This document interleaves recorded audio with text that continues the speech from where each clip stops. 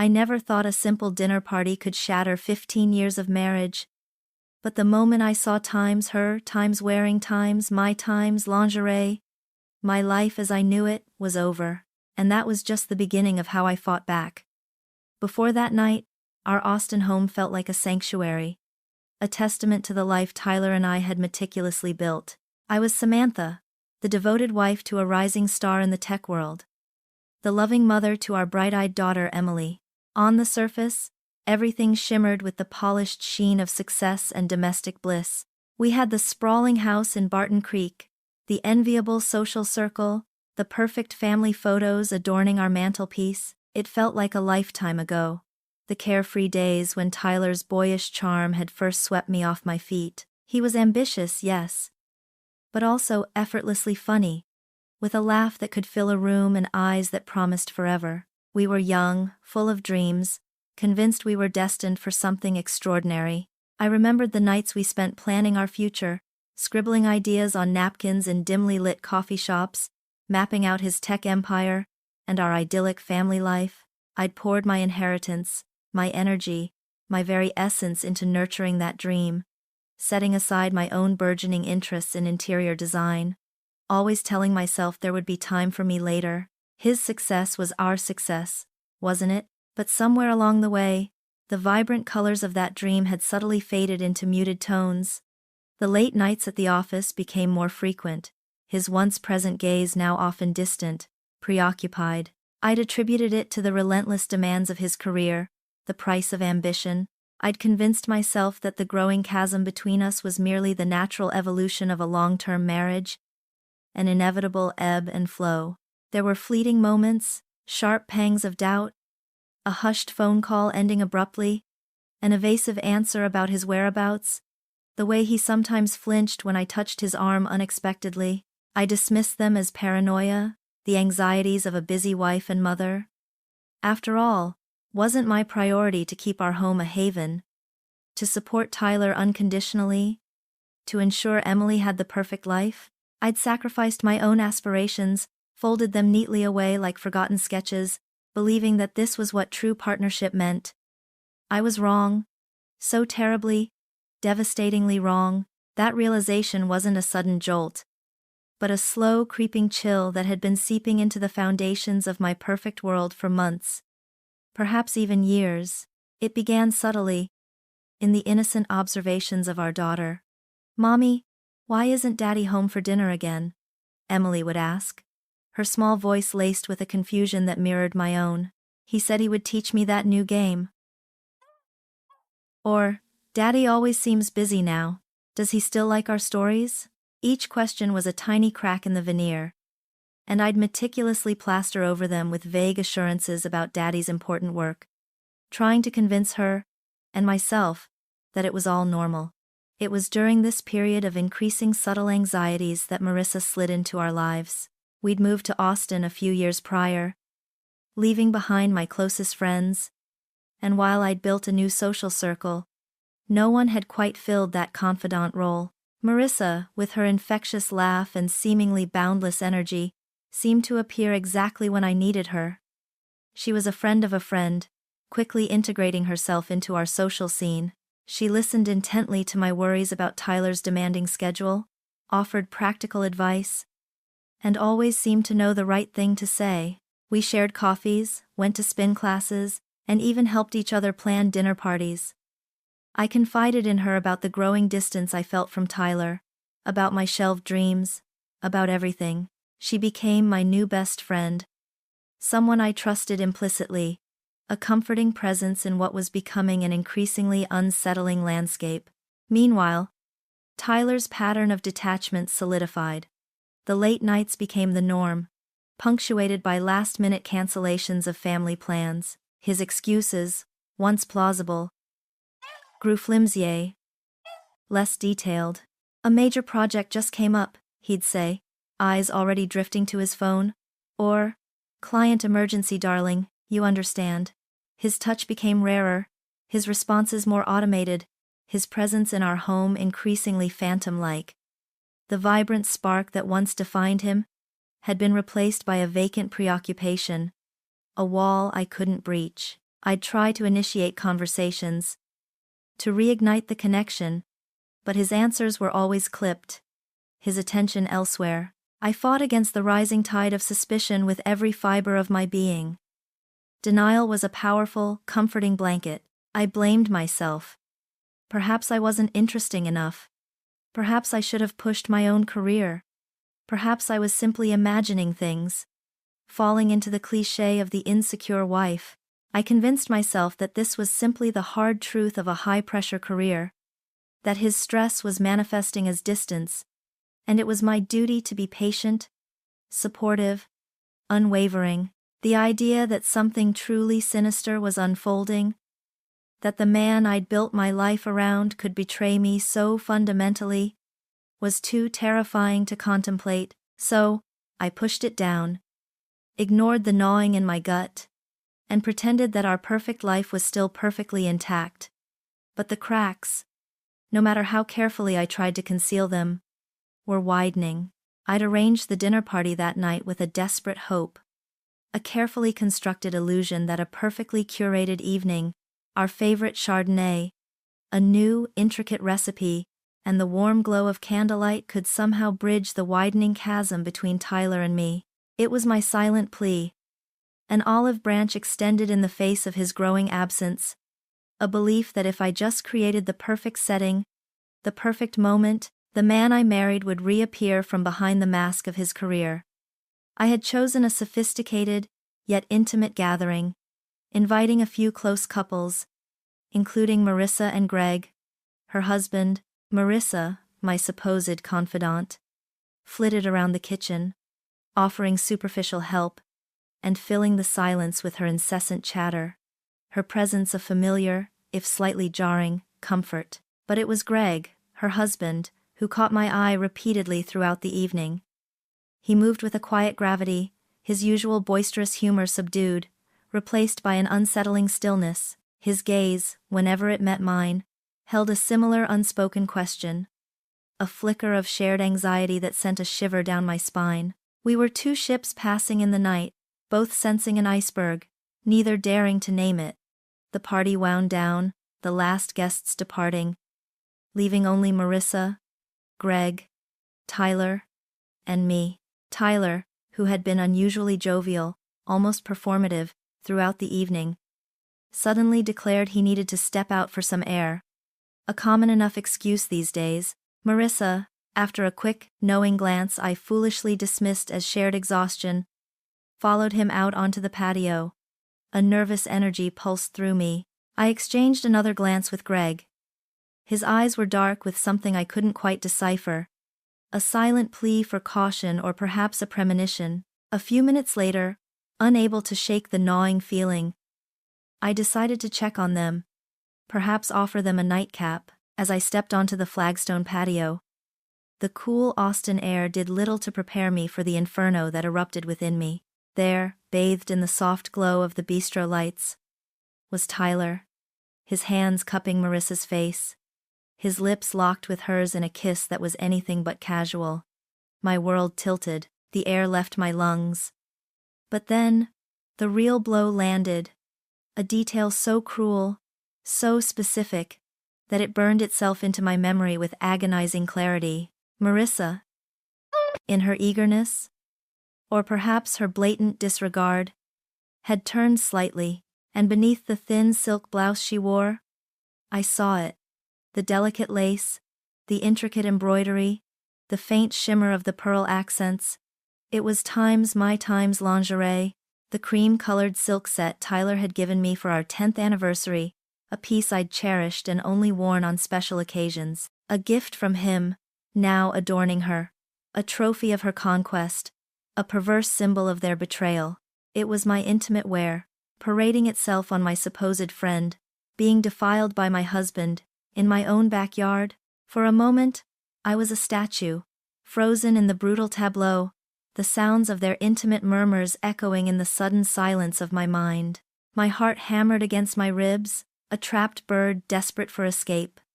The betrayal wasn't just a concept, it was a tangible, silk and lace reality, a visceral punch to my soul. The perfect life I'd so desperately clung to, The cracks I'd tried to patch shattered into a million irreparable pieces around me. The pain was immediate, an all-consuming fire, but as quickly as the shock hit, something else rose within me. A profound, icy, calm, a clarity that pierced through the haze of agony, the denial, the fear, the insecurity, all of it evaporated, replaced by a cold, hard certainty. This wasn't just about pain anymore. This was about justice. This was about reclaiming what was mine. My tears did not fall. Instead, a single, unwavering thought solidified in my mind, sharp and precise as a surgeon's scalpel. You just started a war you have no idea how to finish, Tyler. And you picked the wrong woman to betray. Asterisk. My feet moved without conscious thought, carrying me away from the grotesque tableau. Through the back door, past a stunned Greg who simply watched, his face a mask of complicity and quiet despair. I didn't speak, didn't acknowledge him, didn't even glance back at the patio where my 15 years of devotion lay shattered. The keys were in my hand. The engine hummed to life, and the familiar Austin streets blurred into a tunnel vision of streetlights and asphalt. Every thought was a cold, precise calculation. The searing pain, the visceral disgust, had not vanished, but it had receded, replaced by an unnerving clarity. The Samantha who had walked onto that patio, hoping to rekindle a dying spark, was gone. In her place sat a woman forged in fire, her every nerve now tuned to the frequency of strategy, not sentiment. The house, once our sanctuary, now felt like enemy territory.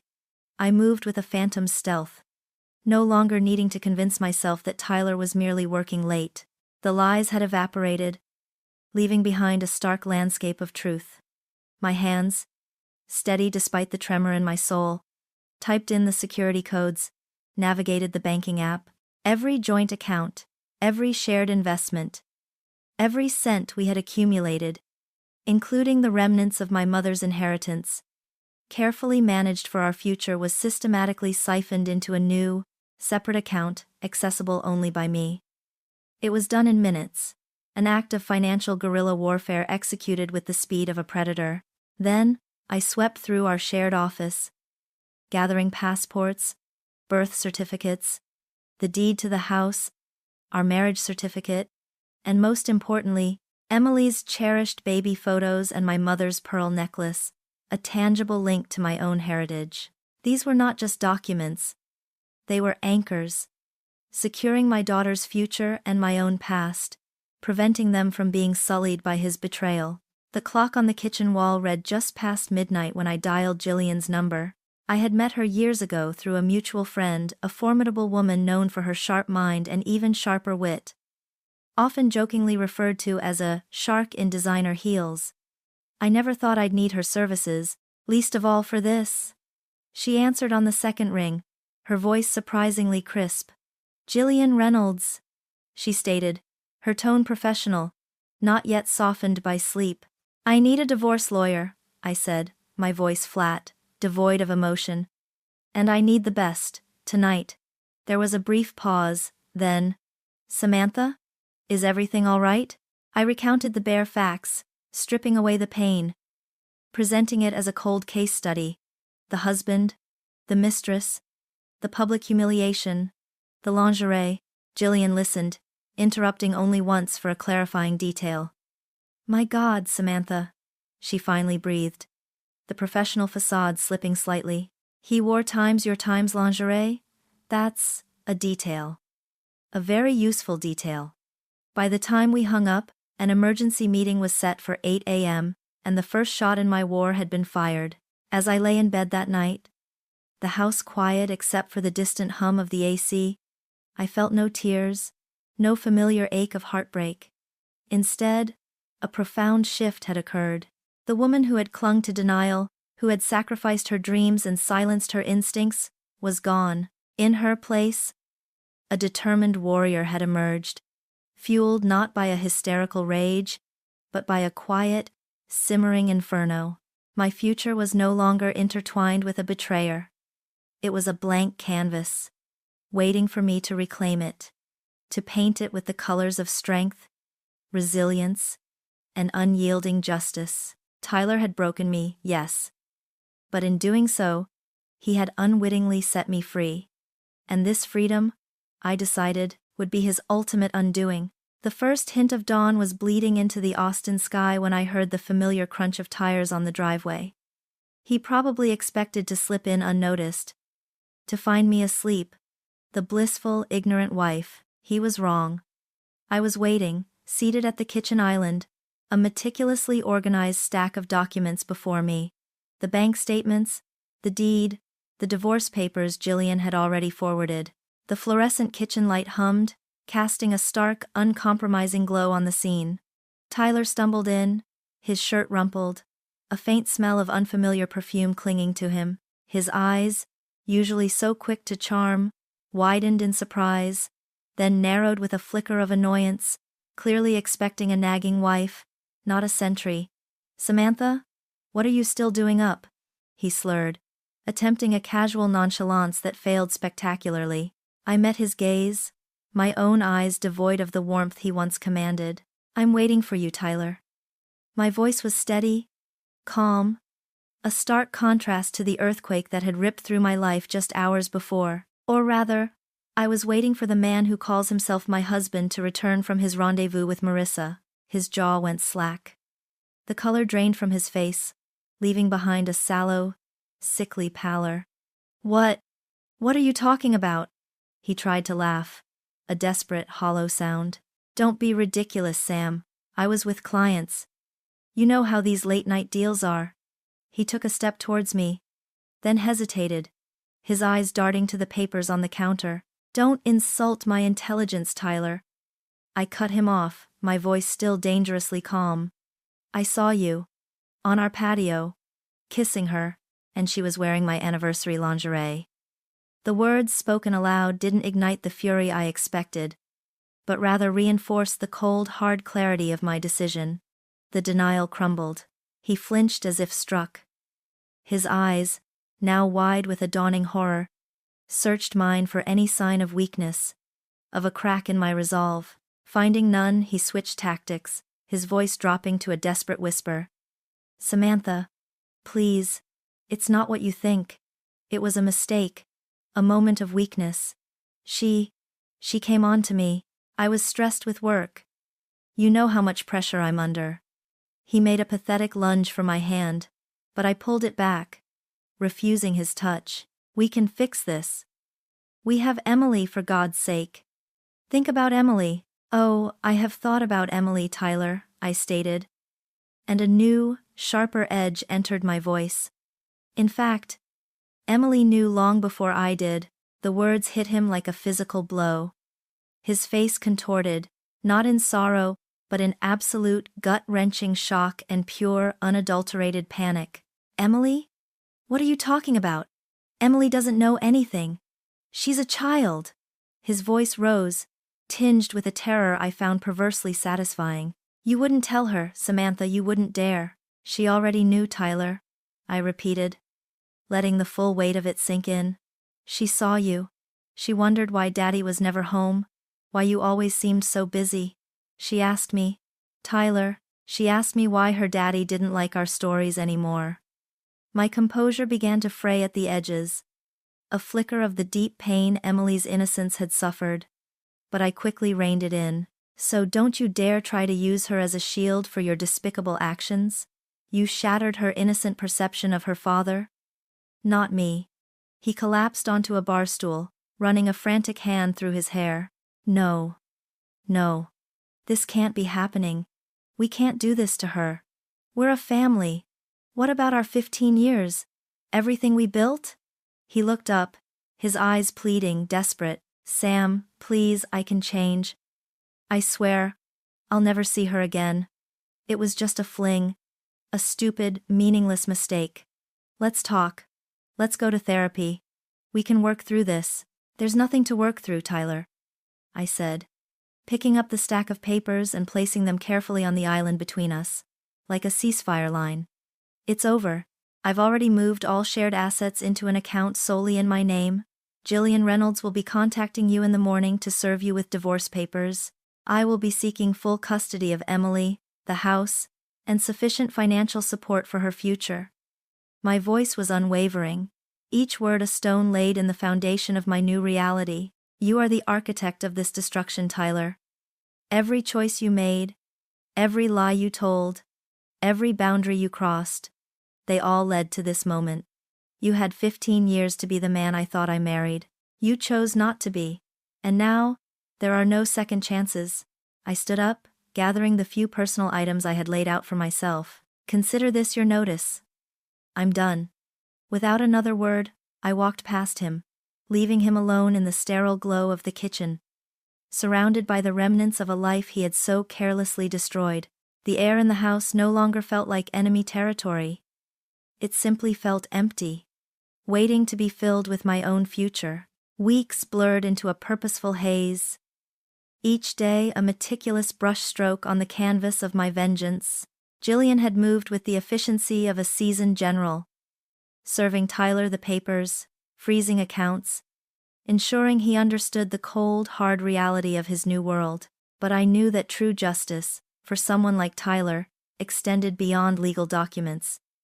It had to be public. It had to dismantle the polished facade he'd so carefully constructed. The one he hid behind.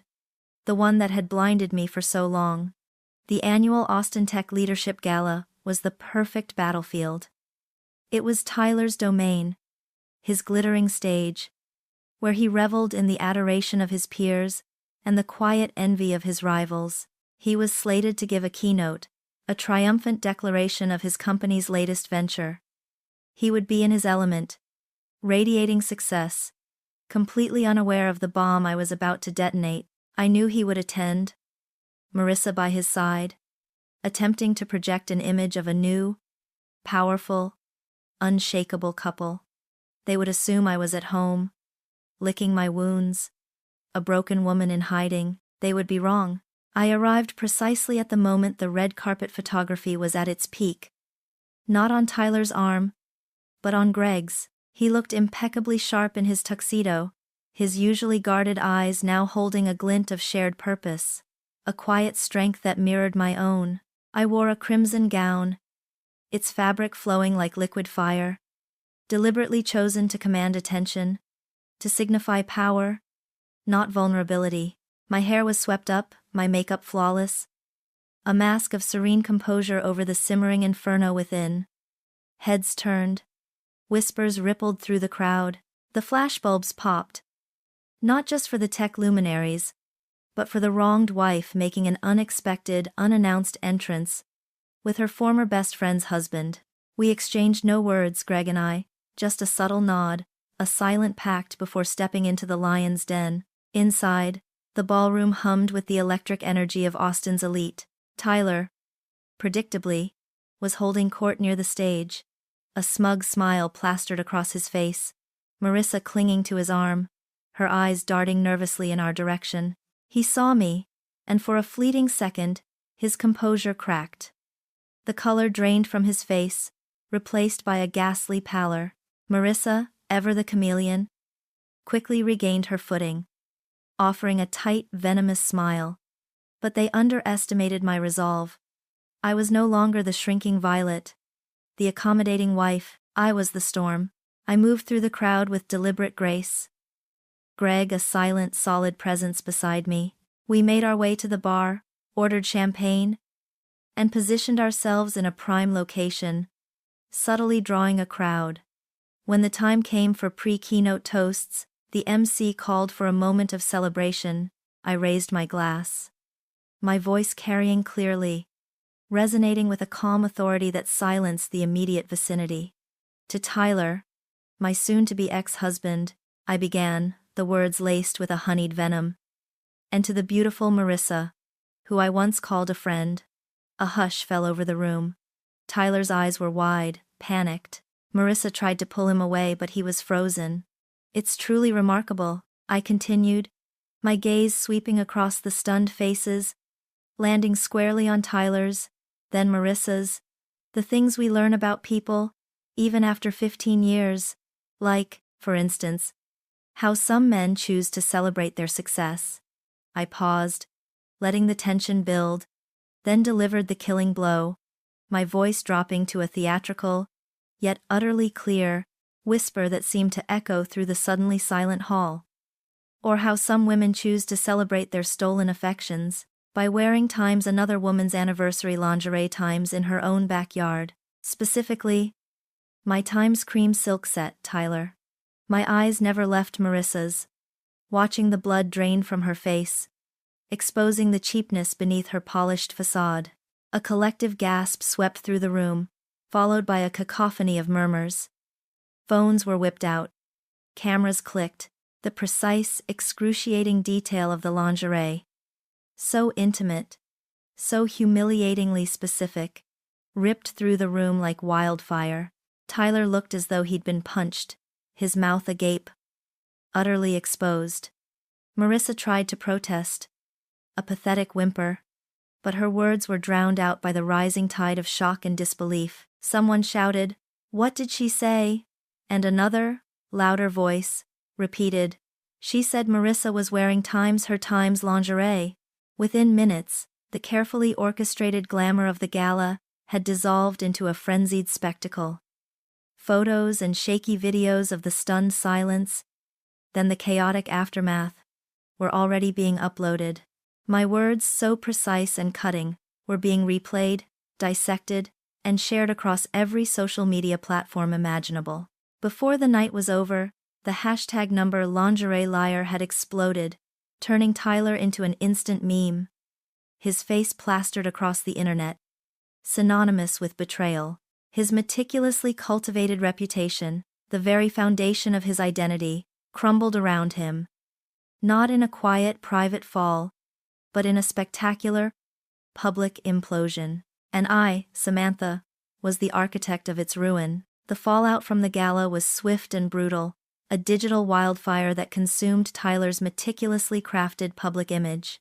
But Tyler, ever the showman, was already crafting his next performance. Days later, a local news segment aired, featuring him with a somber expression, his gaze fixed on some distant, sorrowful point. "My heart breaks for what's happening," he'd begun, his voice modulated for maximum sympathy. "Not for me, but for our daughter, Emily, who is caught in the middle of her mother's erratic behavior." He painted a picture of a devoted husband bewildered by a sudden irrational outburst. "Samantha is a wonderful woman," he'd continued, a slight tremor in his voice. "But this is clearly a moment of extreme emotional distress for her. She's struggling to cope with the reality of our separation, and unfortunately, she's lashed out publicly in a very dramatic, over-the-top way." He even touched on the lingerie, dismissing it with a dismissive wave. "The claims made are, frankly, bizarre and deeply hurtful. I only wish Samantha could find the peace she needs." He spun himself as the stoic, heartbroken victim, bravely weathering an unwarranted attack from an emotionally unstable ex-wife. I watched him from my living room, a cup of herbal tea cooling in my hands, a faint, almost amused smile playing on my lips. He was good. I'd give him that. He knew how to manipulate an audience, how to twist perception. For a moment, I could almost hear the echoes of the man who had charmed me, the man whose silver tongue had convinced me to set aside my own dreams. But the power he once held over me, the ability to make me doubt my own sanity, was gone. His words were just noise now, transparent lies that only reinforced my resolve. I knew the truth. Greg knew the truth. And soon, everyone else would too.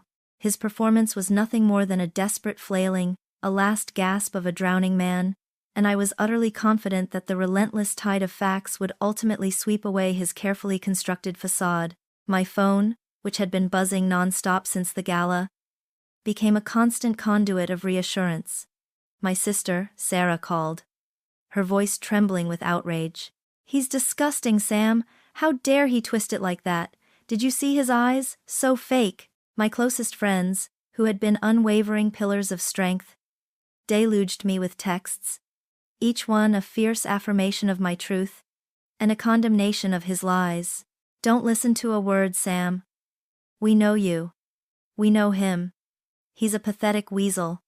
Read one message from Chloe, punctuated by a string of furious emojis. Their collective support was a powerful shield, reinforcing my strength, reminding me that I was not alone in this fight, and that the genuine connections in my life far outweighed the superficial ones Tyler had valued.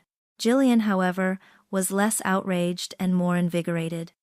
"He's digging his own grave, Samantha," she'd explained during our video call, a predatory gleam in her sharp eyes. "Every lie he tells publicly just gives us more ammunition. It shows intent to deceive, a lack of character, and frankly, it makes him look like a desperate fool when the truth inevitably comes out." She was already preparing for the next, more aggressive phase of our legal battle. Fueled by Tyler's public fabrication, his interview, meant to discredit me, had only provided her with invaluable material. A public record of his deceit that would be strategically unraveled in court. Let him play the victim, Samantha. We have the facts, we have the evidence, and now, we have his public admission of manipulative behavior. This is exactly what we needed to push for a more comprehensive settlement. His little performance just made our job that much easier. Her calm, calculated strategy was a balm to my soul. A promise that his theatrical lies would only hasten his downfall. I hadn't expected the next decisive blow to come from such an unexpected, yet perfectly aligned source. Greg called me a few mornings after Tyler's disastrous local news interview, his voice low and urgent, devoid of his usual dry wit. He didn't beat around the bush. "Samantha," he'd said, "I think I have something that might interest you." And Jillian. My heart, which I thought had become an unfeeling stone, gave a sharp jolt. We arranged to meet at Jillian's office later that afternoon, a clandestine meeting that felt less like a legal consultation and more like the start of a spy thriller. When Greg walked into Jillian's sleek conference room, a usually unflappable attorney raised an eyebrow, a flicker of surprise in her eyes. He was carrying a worn leather briefcase, looking less like the CEO of a successful architecture firm, and more like a man burdened by a weighty secret. He sat opposite me, his gaze meeting mine with a heavy solemnity. "I've suspected something was off for a long time," he began, his voice raspy. "Long before that dinner party," he grimaced, the memory clearly painful for him too. Marissa had become increasingly secretive, erratic. Her phone was glued to her hand. She'd disappear for hours with vague excuses. I started noticing charges on our joint credit card, dinners out, hotel stays, things that just didn't add up. His motivation, I quickly understood, wasn't purely revenge, though a deep well of that existed too. It was a fierce, protective instinct. "My children," he said, his voice tightening with emotion. "They deserve a father who isn't a laughingstock, a mother who values loyalty, and I deserve my dignity back." Marissa's deceit wasn't just a betrayal of our marriage. It was a desecration of everything I thought we were building. She made a fool of me and of them, for months, maybe years. He took a deep breath, his knuckles white as he gripped the briefcase, and then, slowly, opened it. Inside was a meticulously organized collection of evidence that made my carefully compiled file look amateur. He had screenshots of text message threads between Tyler and Marissa, dating back nearly a year. There were flirtatious exchanges, plans for secret rendezvous, and then, the brazen, graphic details of their affair. He had hotel receipts, credit card statements with suspicious charges highlighted, even blurry photos taken from a discreet distance, Marissa and Tyler at a secluded restaurant, entering a downtown hotel. But the most damning evidence, the one that truly made Jillian's eyes glint with triumph, were Tyler's own words. Arrogant, self-incriminating messages sent to Marissa, gloating about how he was deceiving me, how better in her place our home was when I was out, how I was too naive to ever suspect. My stomach churned, but my resolve hardened. Each message was a poisoned arrow, shot from his own bow, aimed at my heart, but now destined to pierce his own carefully constructed image.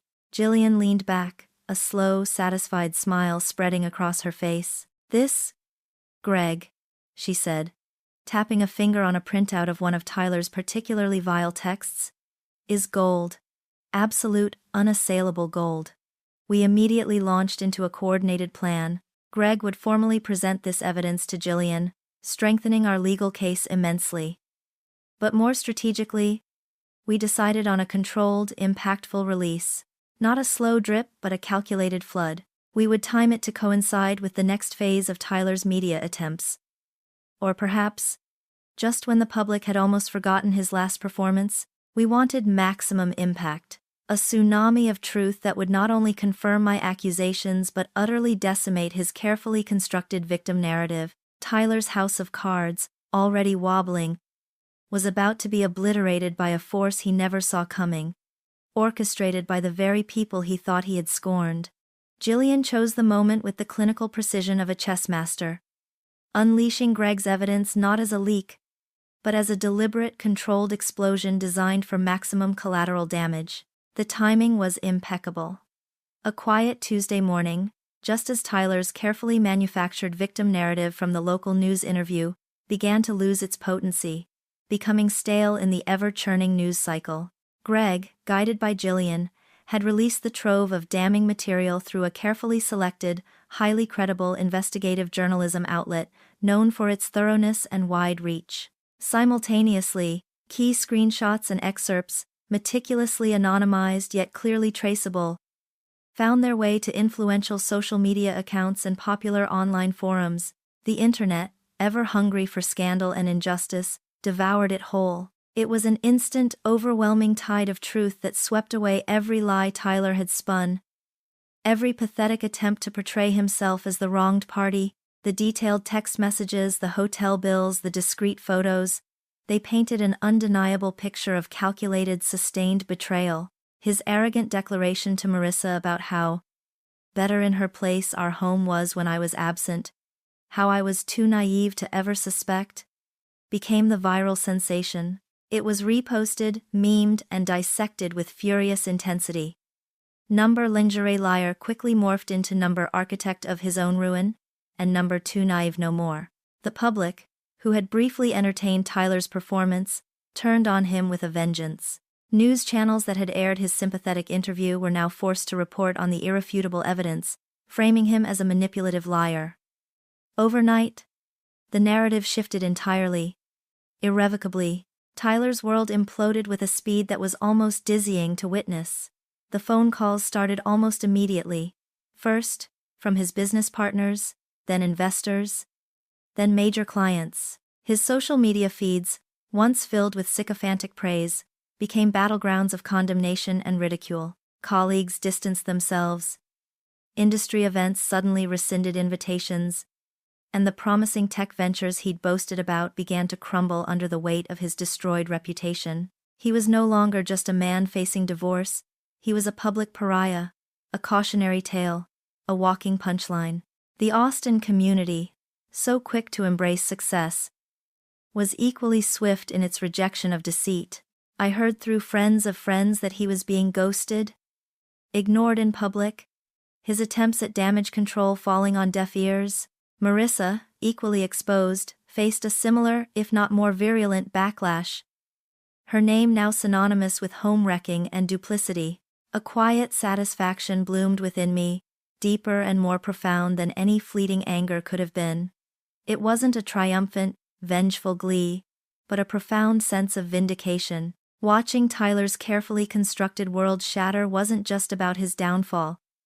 It was about the reclamation of my own truth. It was about Emily seeing that honesty ultimately prevails, that lies, no matter how eloquently told, cannot withstand the onslaught of undeniable fact. Every tweet, every news report, every whispered condemnation was a testament to the power of justice beginning to unfold. I had played my part, not with a sword, but with a strategy. And as I watched the tsunami of truth wash over Tyler's deceit, I knew, with unshakable certainty, that the true rebuilding of my life could finally begin. With Tyler's meticulously crafted world now lying in spectacular digital ruin, Jillian wasted no time in translating the public's outrage into irrefutable legal leverage. She moved with the precision of a master surgeon, utilizing every incriminating text, every hotel bill, and especially Tyler's own arrogant, self-incriminating remarks unearthed by Greg, to dismantle his legal position. Her arguments in court were incisive, painting a picture of a man who not only flagrantly betrayed his marriage, but then compounded his deceit with a manipulative public performance, easily contradicted by his own words. The judge, a no-nonsense woman with a reputation for upholding fairness, was clearly swayed. The temporary orders came through with startling swiftness, a testament to the overwhelming evidence against him. Emily's well-being was paramount, and the court granted me full temporary custody, ensuring her stability and removing her from the chaos Tyler had created. The family home, our Austin sanctuary, was also awarded to me for temporary sole occupancy, a crucial anchor for Emily, and most importantly, all of Tyler's personal and business assets were frozen, a decisive blow that stripped him of his financial maneuvering power and ensured he couldn't attempt to hide or liquidate funds. Jillian had done her job brilliantly, securing every critical advantage. The shift in Tyler was palpable, transitioning from self-righteous indignation to a frantic, pathetic desperation. My phone, once a conduit for his manipulation, now buzzed incessantly with his unanswered calls and texts.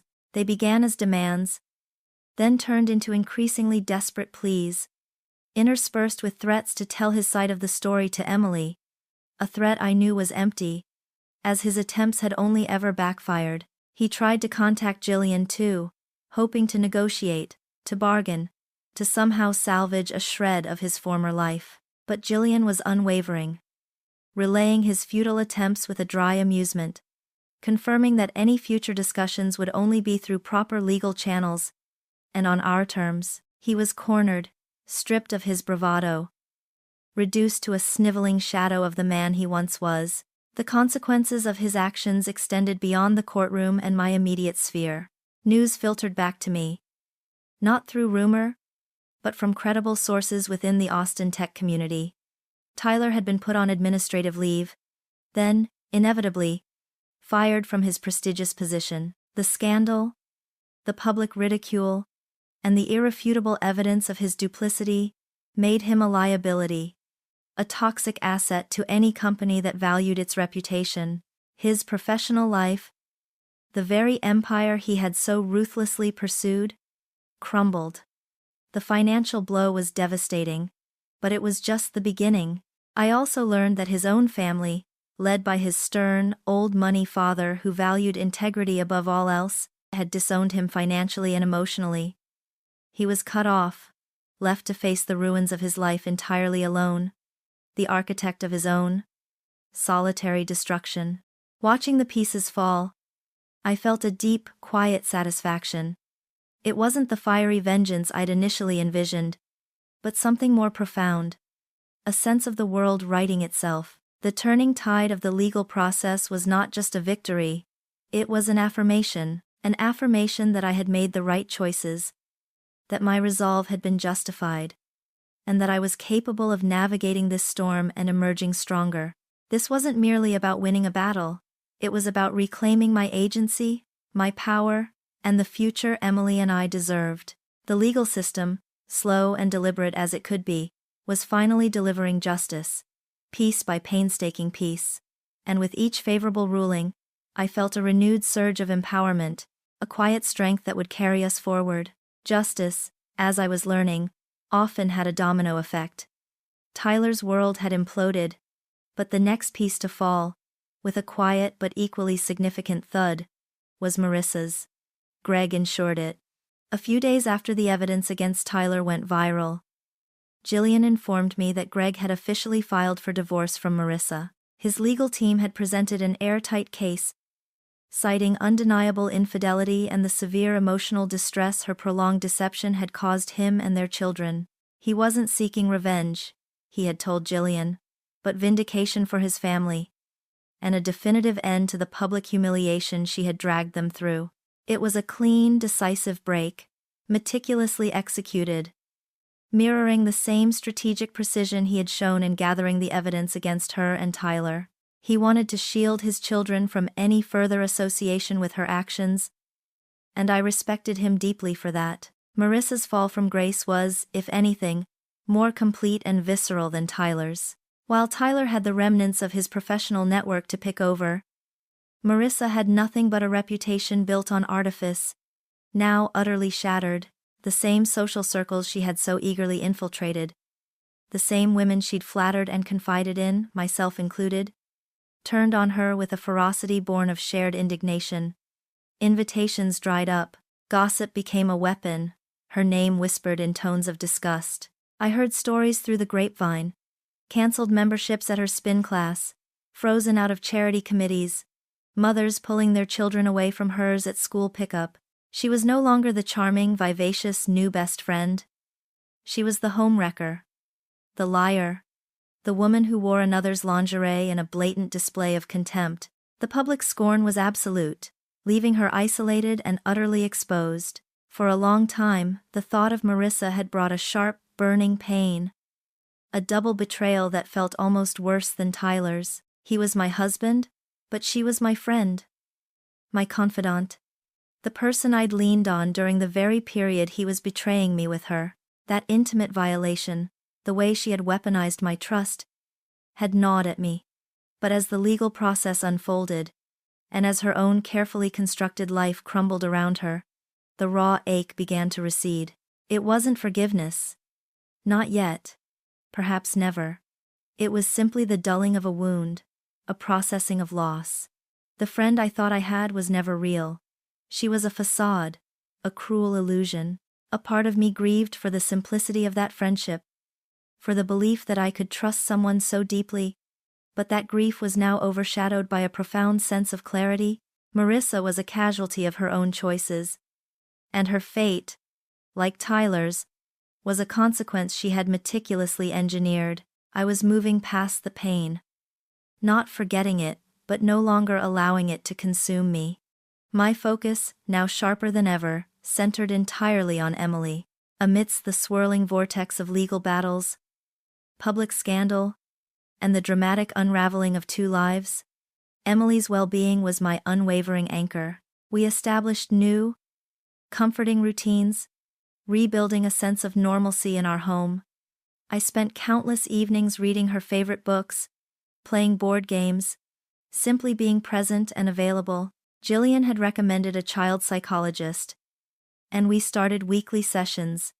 Emily, surprisingly resilient, processed her feelings with an honesty that both humbled and strengthened me. She still missed her father sometimes, but she was slowly understanding the difference between the man she loved and the man he had become. She drew pictures of our new life, often depicting us as a strong, happy unit, sometimes with a faint, erased figure in the background.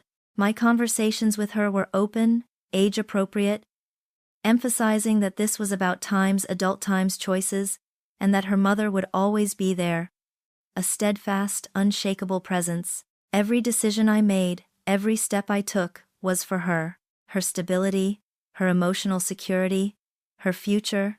These were the only battles that truly mattered now, and I was ready to fight them with every fiber of my being.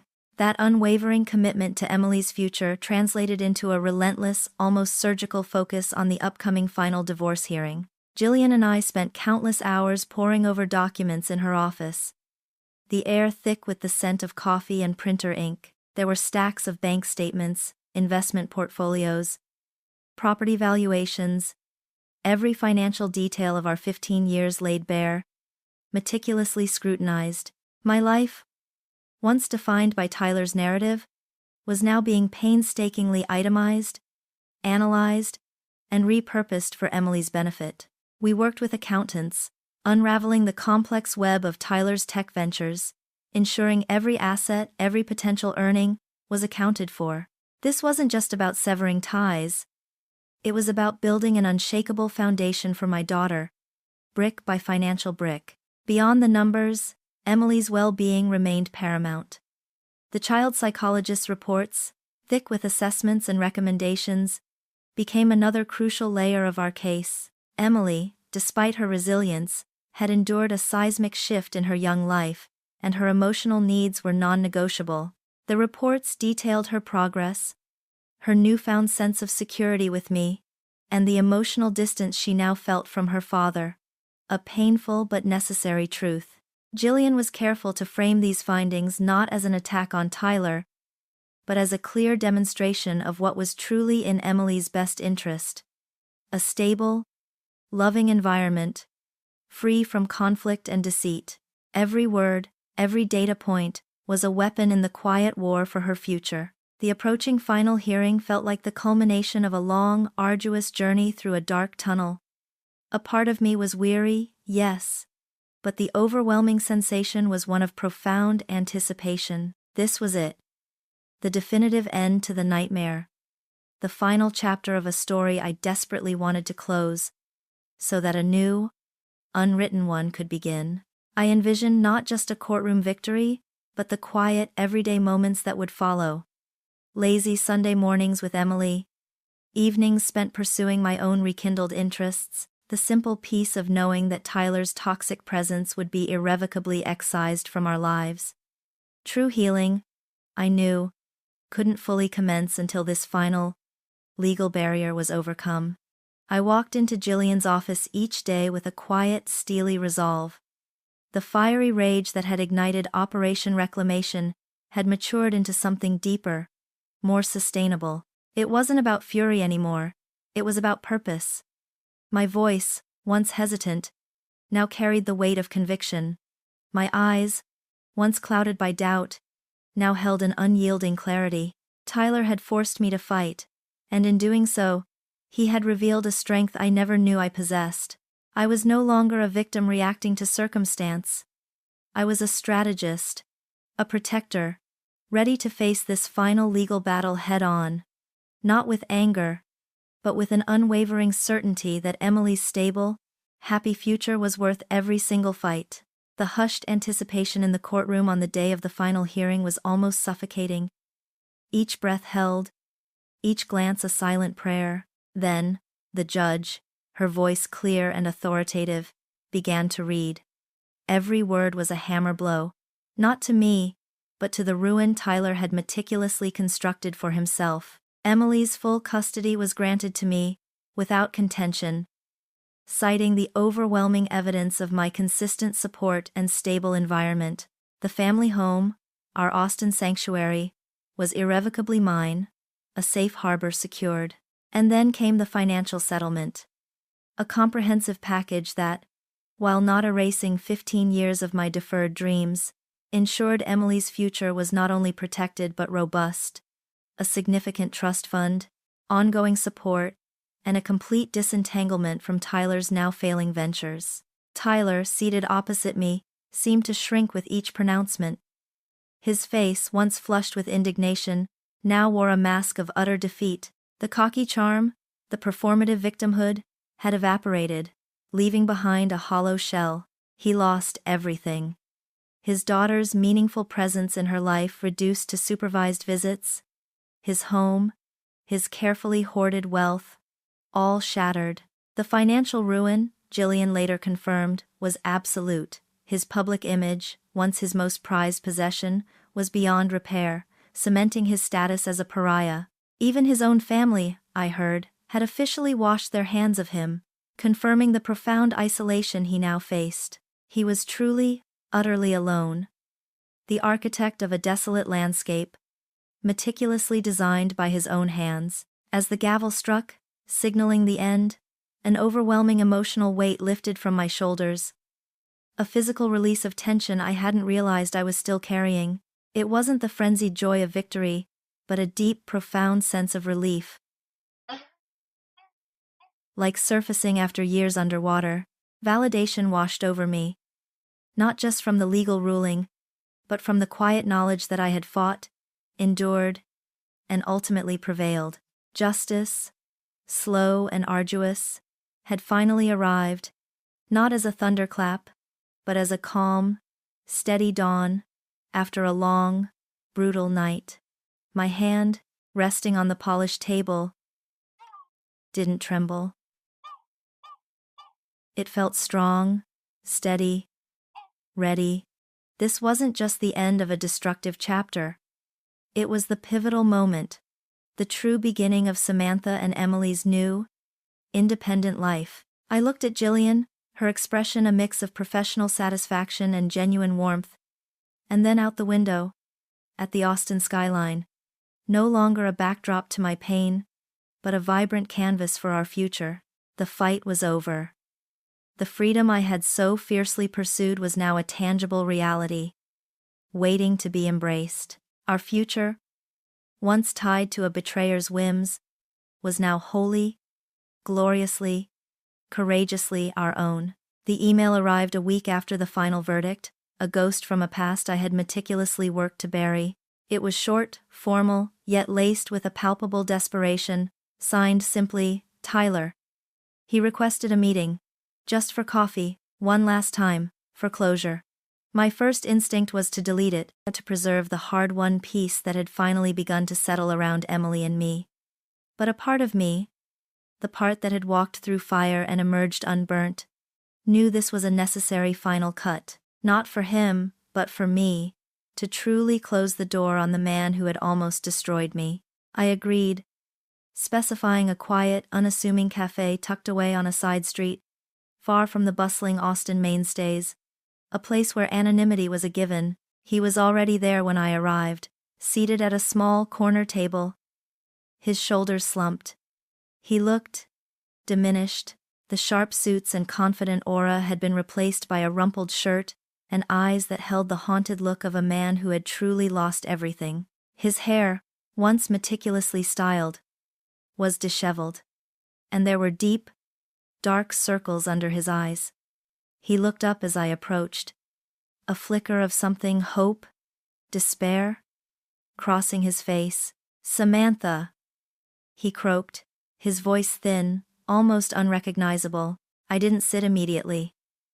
I stood, my crimson dress a stark contrast to his faded appearance, my posture radiating an unyielding calm. "Tyler?"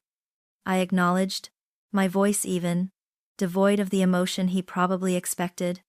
After a moment, I took the seat opposite him, placing my hands, steady and unadorned, on the cool tabletop. "I didn't order coffee. This wouldn't take long enough for it to cool." "Thank you for coming," he began, clasping his hands together, his gaze flicking nervously around the cafe. I know you probably hate me, and I deserve it. I needed to tell you how sorry I am. Truly sorry. This has been a nightmare." He swallowed hard, his eyes finally meeting mine, filled with a pathetic plea. "I made so many mistakes. God, I was so stupid. The stress from work, the pressure, Marissa, she just preyed on my weakness. I was lost, Sam. I was so lost." I let him speak, watching him with a detached curiosity, as if observing a poorly acted play. His excuses, once potent enough to sow seeds of doubt in my mind, now sounded hollow, pathetic, utterly transparent. The victim narrative, once a weapon, was now just a tattered shield. "Tyler," I finally interjected, my voice cutting through his lament with quiet authority, "you are not a victim, and Marissa did not prey on your weakness. You made a choice. Repeatedly, you chose to betray your marriage, your daughter, and me. You chose to lie. You chose to humiliate me publicly, then you chose to deny it on local news. And when those lies were exposed, you still chose to beg, to manipulate, to cast blame elsewhere." His face crumpled. "But I can change, Sam, I swear it. I'll do anything. Please just give me another chance. For Emily. Think about what we had. Our life together. I can get a new job, we can move, start fresh. I miss you. I miss our family." His eyes, brimming with unshed tears, looked so desperately for the woman he once controlled, the woman who would have crumbled under such a display, but that woman was long gone. "No, Tyler," I stated, my voice firm and unwavering. "There is no we. There is no our family in the way you remember it. That was an illusion you destroyed." I leaned forward slightly, my gaze locking onto his, piercing through his performance. Every single consequence you are now facing: the loss of your job, your reputation, your home, your family's support, your meaningful connection to Emily. Every single one of those consequences is a direct result of your own choices. Your arrogance, your deceit, your selfishness. You wanted to build an empire, but you chose to build it on a foundation of lies and betrayal. I paused, letting the weight of my words settle. You are the architect of your own destruction, Tyler. You designed this, piece by painstaking piece. And now, you own it. He flinched, reeling from the blunt truth, his pleas drying up in his throat. There was nothing left for him to say, no new excuse to offer, no old manipulation that would work. He finally saw that I was not there to grieve, not to forgive, but to deliver the final word. I stood up, pushing my chair back gently. "This is your closure, Tyler," I said, my voice calm, almost clinical. "The end of our story. My future, and Emily's, is free from your influence, and yours is entirely in your own hands." Without another glance, without a backward look, I turned and walked out of the cafe, leaving him alone with the ghosts of his choices. The cool Austin air felt crisp and clean on my face. The final tether was cut. I was free. We were free. And the world, boundless and brimming with new possibilities, was waiting. The boundless world I had envisioned didn't unfurl in a sudden, dramatic sweep, but in the quiet, deliberate acts of rebuilding. Our Austin home, once a stage for his deceit and my despair, slowly began to breathe again, exhaling the stale air of betrayal and inhaling the fresh scent of our new beginning.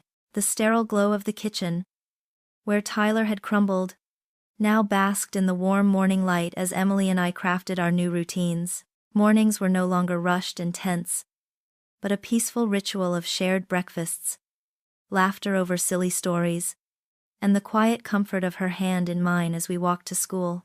Our evenings were filled with board games, movie nights, and the simple joy of cooking together, filling the house with aromas of fresh herbs instead of unspoken anxieties. The silence wasn't heavy anymore. It was restorative, a canvas for our own voices and shared moments. With Emily flourishing, I found myself with the space to excavate the dreams I'd meticulously folded away. The nascent passion for interior design, once deemed a frivolous distraction from Tyler's career, now demanded my attention. I enrolled in an online course, sketching concepts late into the night. Rediscovering the thrill of creation, I started small, redesigning Emily's room, then tackling the neglected guest bathroom. Each brushstroke and fabric choice a tangible act of reclaiming my own identity and talent. It wasn't about building an empire, as Tyler had always sought. It was about finding meaning, purpose, and a quiet satisfaction in bringing beauty into my world, on my own terms. I rediscovered the pleasure of long walks in Zilker Park, joined a book club, and cultivated friendships rooted in genuine connection, free from the artifice that had once surrounded me. This newfound independence wasn't lonely. It was liberating, a testament to the fact that I was whole, complete, and thriving, entirely on my own. Emily, remarkably, blossomed in this new, open environment. The lines of worry that had subtly etched themselves around her young eyes vanished, replaced by a sparkling curiosity and an infectious laugh that filled our home with sunshine. Her grades soared. She found new passions in her school's debate club, and her friendships deepened, reflecting the secure and loving foundation she now had. She rarely asked about her father anymore, and when she did, it was without the former sadness, but with a detached understanding that allowed her to move forward. The child psychologist noted her resilience, her remarkable adaptability, a testament to her innate strength and the unwavering support she received. Watching her grow, confident and unburdened, was my greatest reward, a living, breathing testament to the future I had fought so fiercely to secure. The journey had been brutal, marked by profound betrayal and devastating pain, yet I emerged from the ashes not as a victim, but as a testament to resilience, my self-worth, once tethered to a man who sought to diminish it, now soared. Rooted firmly in my own capabilities and convictions, happiness wasn't the polished facade of a perfect life, but the quiet, authentic joy found in laughter with Emily, the satisfaction of a creative endeavor, the peace of a home truly my own. Tyler had thought he was destroying me, but in his cruelty, he had unwittingly gifted me the ultimate freedom, the freedom to rediscover myself, to define my own worth, and to build a life far richer, truer, and more profoundly beautiful than any illusion he could have ever offered. I was stronger than ever. Not despite the betrayal, but because of it. And this new chapter, with Emily by my side, was just beginning.